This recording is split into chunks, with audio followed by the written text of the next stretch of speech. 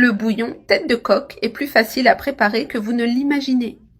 Je vais ajouter ici un peu d'eau, juste pour humidifier la farine. Ici, j'ai 4 cuillères à soupe de farine de manioc très fine. Je vais bien mélanger pour hydrater complètement cette farine. J'ai ajouté la quantité d'eau nécessaire jusqu'à obtenir cette consistance crémeuse.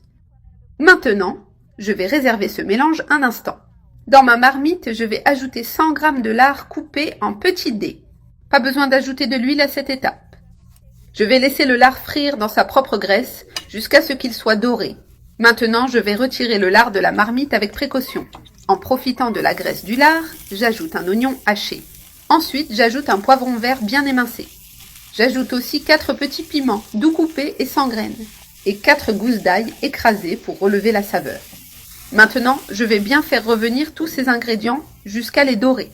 J'ajoute une tomate hachée sans graines, une cuillère à café de poivre noir moulu, également une cuillère à café de sel, une cuillère à café de piment séché concassé et une cuillère à café de paprika piquant pour donner de la couleur et de la saveur.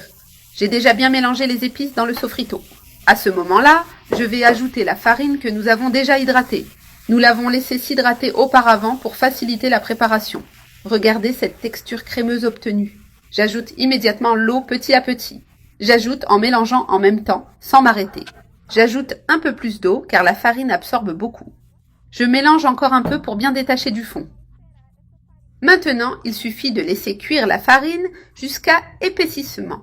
La farine a bien cuit et a épaissi le bouillon.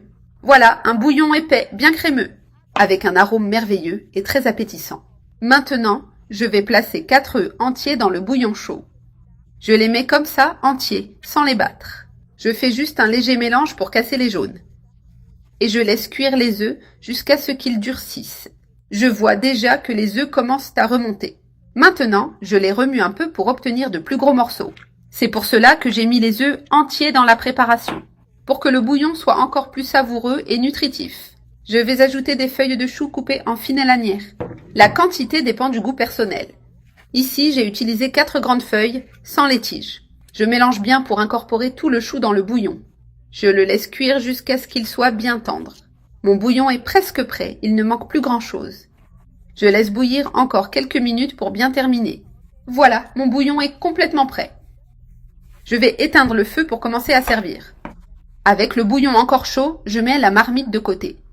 J'ai pris une grande louche pour servir. Ainsi, je peux servir une bonne portion dans le plat. Regardez cette merveille de bouillon épais. C'est une recette différente, pleine de saveurs et de tradition. Ce bouillon tête de coq est vraiment spécial. Je termine avec le lard que j'ai fait frire au début. Il ne reste plus qu'à profiter de ce délicieux bouillon.